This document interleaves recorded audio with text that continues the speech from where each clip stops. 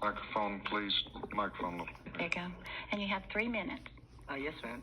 I'm here tonight on issues you might not be aware of, and it's jurisdictional issues involving Department of County Social Services and falsification of documents. They are illegally seizing children, and it needs to stop. They need to follow legislative procedures.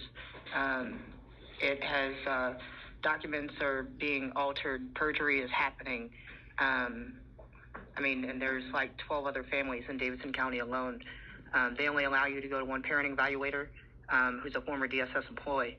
And at this point, this is second generation this happened. I am a product of North Carolina's foster care system. My mom fought the system for 11 years.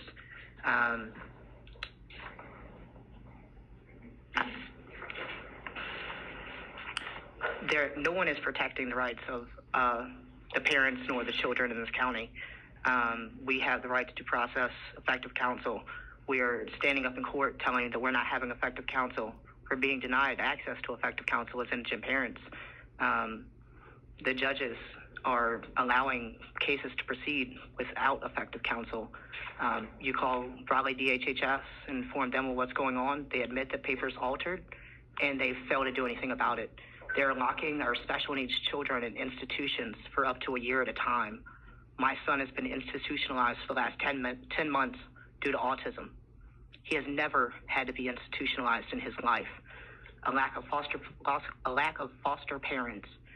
Institutionalizing these children is not a place for them. Parental alienation is an abuse in itself. They are not taking parental fitness into account when trying these cases in court, nor are they going by constitutional law. And it's violating not only the parents' rights, but their children's rights as well. My children have the right under the American Disabilities Act to live openly in our community. And instead of allowing my children to live in the community, they are locking them in residential treatment facilities for mental illnesses that they are getting from being taken from their parents, not for any other valid reason. They've lived in the community their entire lives, and now all of a sudden, my children have been locked away my daughter for 6 months. She's terminal. She's been locked away for 6 months in a nut house, a psychiatric institution, and my son has now been in one for 10 months. I requested the removal of my son because of a suspected abuse at his treatment facility, and he is still there. He has not been moved. The supervisors are altering paperwork after the fact. Raleigh DHHS has admitted that paperwork's been altered, but yet nothing's been done.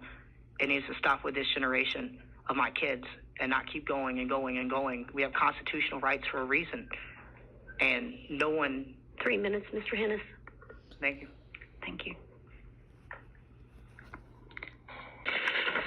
Please state your name. Sarah Carter. I'm a family rights advocate. I'm here this evening to inform the County Commissioning Board that a huge change is happening in North Carolina.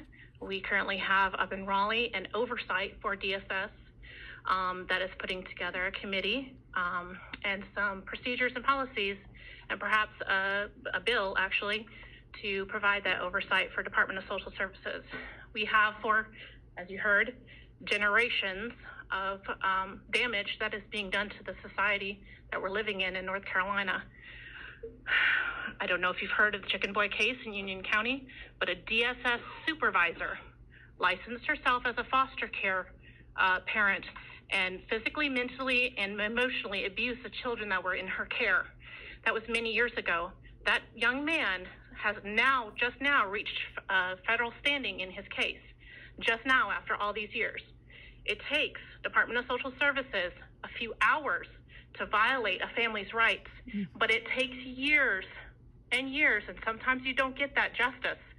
To get that justice for children and families, you cannot separate the two, the children and the families. We're at the point in the state where we have up there proposed that we make families, as a definition, foster families. They are not our families.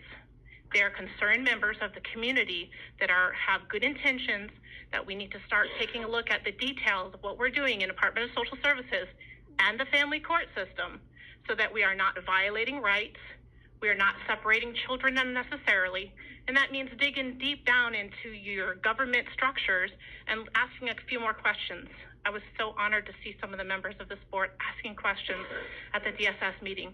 That warms my heart, because I'm advocating on the west side where a DSS attorney is asking for sexual favors to give visitations to the mothers.